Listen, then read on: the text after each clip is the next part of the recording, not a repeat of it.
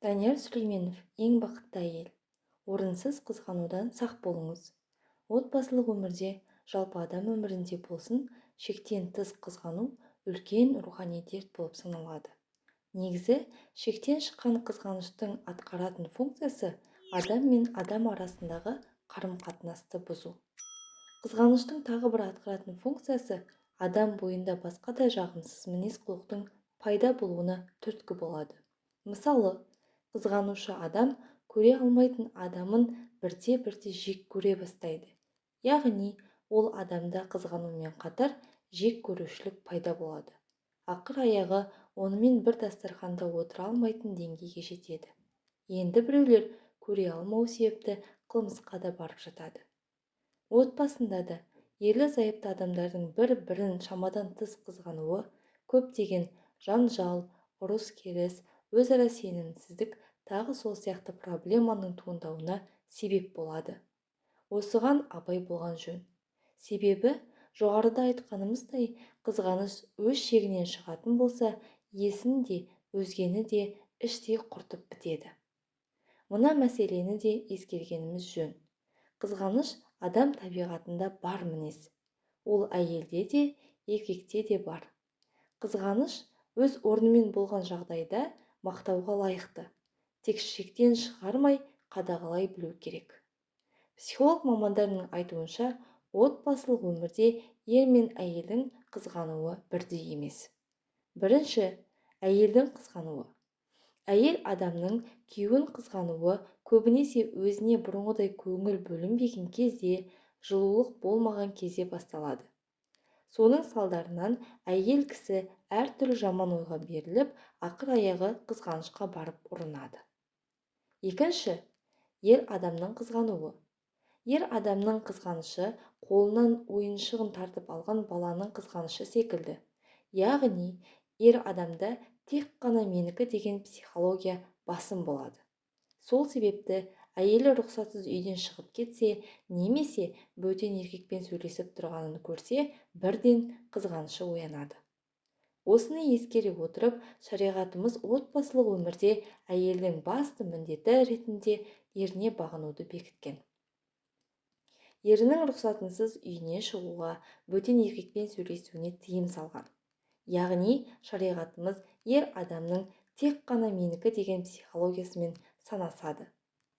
Пайғамбарымыз қызғанышты екі түрге бөліп көрсеткен. Бірінші, Аллаға ұнайтын қызғаныш түрі. Яғни, әйелі еріне теріс ой қалыптастыратын, күмән туғызатын әрекет жасаған жағдайда ерінің қызғануы ұнамды іс. Мысалы, әйелі бөтен еркекпен қалжыңдасып, күлісіп, тағы сол сияқты қарым-қатынастағы арақашықтықты сақтамай жатса, онда ері қызғаныш танытып, әлгіндей әрекеттің бұрыстығын ескертуі тиіс. Екінші, Аллаға ұнамайтын қызғаныш түрі. Түйме дейді, түйедей көріп, еш себепсіз әйелінің, не ерінің әрбір әрекетіне күмәнданып қызғану құпталмайтын әрекет. Мұндай қызғаныштың пайда келтіргеннен гөрі зияны басым болып жатады. Жақындатқаннан гөрі алыстата түседі. Ендеше, алдымен қызғанышты тудыратын факторларды анықтап алып, олардың бірсыпырасын жарыңызбен ақылдаса отырып, жойып отырсаңыз, бойыңызда сенімділік пайда болады. Кеудеңізді шарпыған қызғаныш отында біраз тежейсіз. Абдулла ибн Жақфар тұрмысқа шыққалы жатқан қызына: орынсыз қызғаныштан сақтан, себебі ол талаққа, яғни ажырасуға жол ашады. Күйеуіңнің кемшілігін бетіне басып кінәлама, жек көрінішті боласың деп өсиет айтқан. Мына екі нәрседен барынша сақ болыңыз. Бірінші, күйеуіңіздің алдында бөтен әйел жайында әңгіме қозғамаңыз. Себебі, бұл нәрсе күйеуіңізді сол әйел жайындағы қиялға жетелеуі мүмкін. Нәтижеде таяқтың бір ұшы өзіңізге келіп тиеді. Екінші, күйеуіңізді еш уақытта басқа біреумен салыстыра көрмеңіз. Халыққа танымал адам болса да, оған деген таңданысыңызды күйеуіңіздің алдында білдірмеңіз. Әсіресе күйеуіңізге анау пәленшеге ұқсауға тырыспайсың ба деп айтудан қашыңыз. Есте сақтаңыз, әйел адам егер қызғанышы жаман ойларға итермелеп жүрсе, сол жаман ойға беріліп, өзін іштен кеміре бермей, байыппен осы мәселені күйеуімен ашық сөйлесіп алғаны дұрыс. Сөйлесу барысында дауыс көтеру, ұрыс-керіс атымен болмауы тиіс. Әйел кісі күйеуінің қызғанышын оятатын себептерге барынша жол бермеуге тырысуы керек. Бірде мынадай бір оқиғаға тап болдым. Әйел кісі ерінің қызғана беретінін айтты. Ал күйеуі болса, әйелім менің рұқсатымсыз бастығы ер адам қарызға ақша алыпты деп ренжіп отыр. Сіз не дер едіңіз? Менің ойымша, ақша әйел кісіге қажет болғаны рас шығар.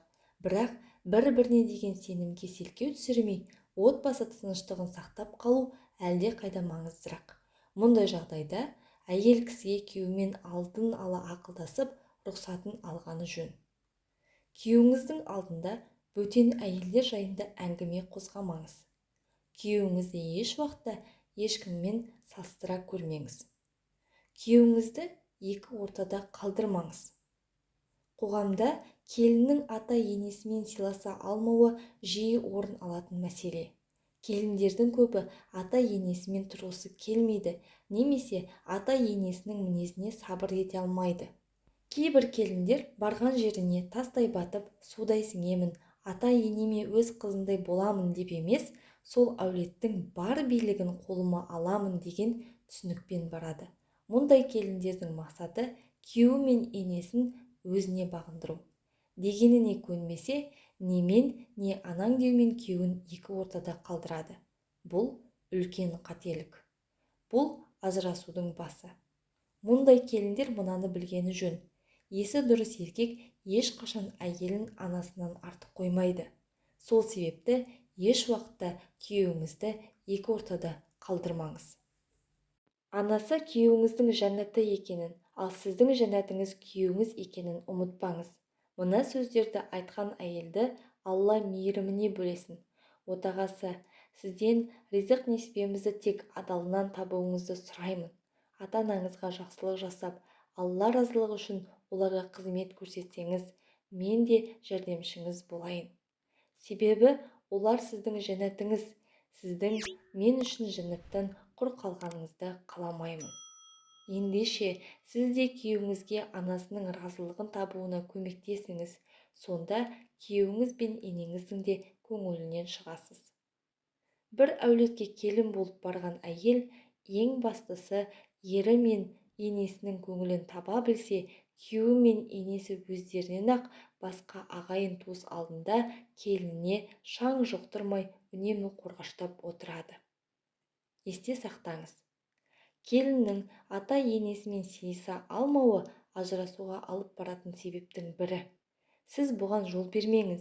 Отбасыңыздың бақыты сіз үшін бәрінен жоғары тұруы тиіс. Басқа үйдің босағасын аттамай тұрып, бөтен үйдің қызы болуға қандай қиындық болса да сабыр етіп, сол әулетке сіңісіп кетуге өзіңізді іштей дайындаңыз. Күйеуіңіз жәннатыңыз екенін естен шығармағаныңыз жөн. Күйеуіңіздің анасын, яғни өзіңіздің енеңізді ренжіту арқылы күйеуіңізді де ренжітіп алуыңыз мүмкін.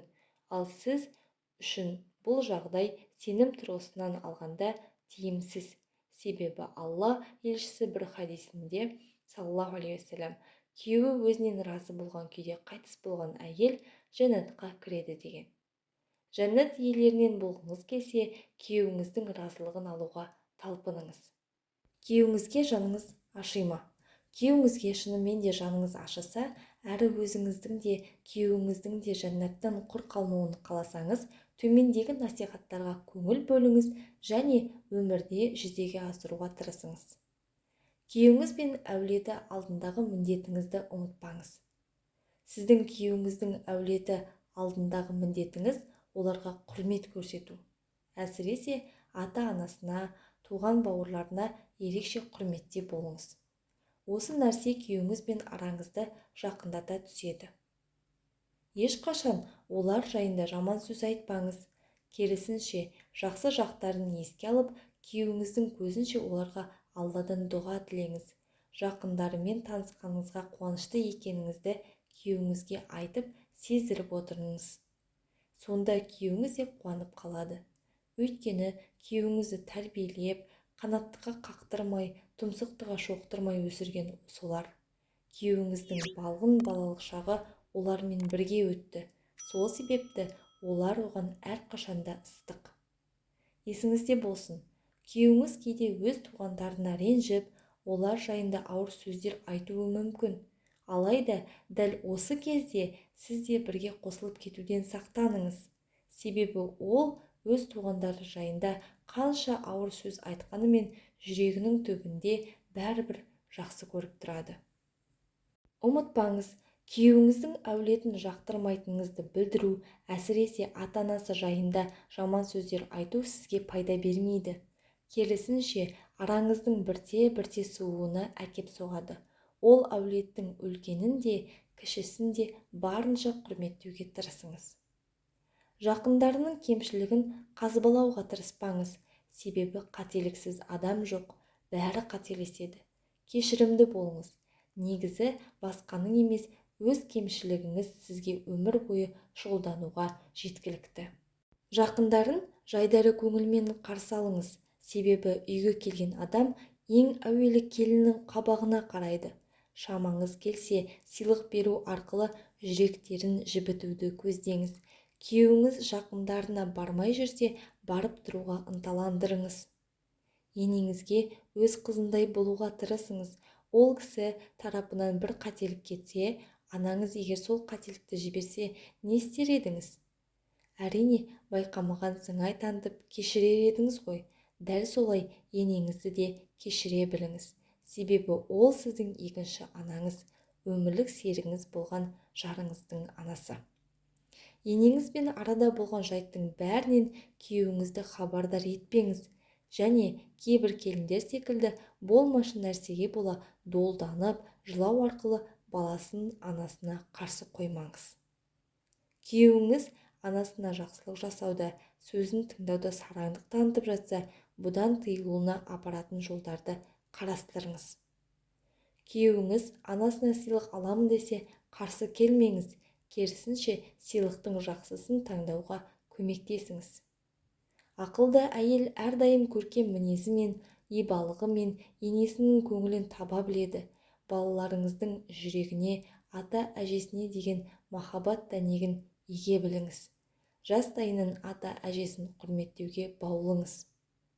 Сіздің өтінішіңіз бен енеңіздің өтініші бір уақытқа сәйкес келген жағдайда, күйеуіңізге анасының өтінішін бірінші орындауға мүмкіндік беріңіз. Бірінші болып мен сұрадым, немесе неге бірінші менің өтінішімді орындамадың деп айғайға басудан аулақ болыңыз. Біліңіз, бұл жерде өтініштің орындалғаны емес, отбасы тыныштығының сақталғаны маңызды. Маменькин сыночек. Болашақ ерлі-зайыпты адамдар екі бөлек үйде тәрбие көргендіктен кейбір мәселені сол тәрбие аясында қарастырады. Мысалы, үй тазалығына немқұрайлы қарайтын әйелге күйеуі: бала кезімізде үйді қанша шашсақ та анам тап-тұйнақтай қылып жинап қоятын. Немесе әйелі дәмді тағам жасағанның өзінде тамағың өте дәмді, бірақ анамның жасаған тамағындай болмайды деуі мүмкін. Қарап отырсаңыз, әйелі өз анасынан үйренгендей тамақ жасаса, күйеуі де анасының аялы алақанымен ұсынған күлше нанның дәмін ұмытар емес. Бұл табиғи нәрсе.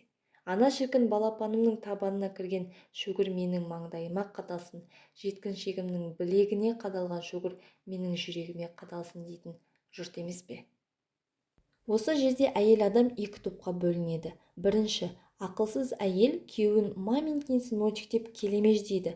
Ақылсыз атануының себебі айтылып отырған адам оның анасы екенін ескермеуі. Анасы үнемі оның жүрегінен ойып тұрып орын алады. Әйел адам ешқашан күйеуінің мұндай сөзіне ренжімеуі тиіс, өйткені ол оның анасы. Екінші, ақылды, көрегенді әйел күйеуінің анасына барып болған жайды қалжыңмен жеткізіп, бір күлісіп алады да, бұл мәселеде енесінен сабақ алып, үйренетін нәрсесін үйреніп, күйеуін разы қылуға тырысады. Сіз де осындай әйелдердің қатарынан табылыңыз. Сіздерге 15 минут бойына Данияр Сүлейменовтың «Ең бақытты әйел» кітабынан үзінді оқыған Жансая Бақытбекқызы. Кітаптың жалғасын тыңдау үшін, жіберіп алмас үшін менің каналыма тіркеліп қойыңыздар. Келесі 15 минутта сіздерді асыға күтетін боламын. Келесі видеоларда кездескенше, ассаляму алейкум ва рахматуллахи ва баракатух.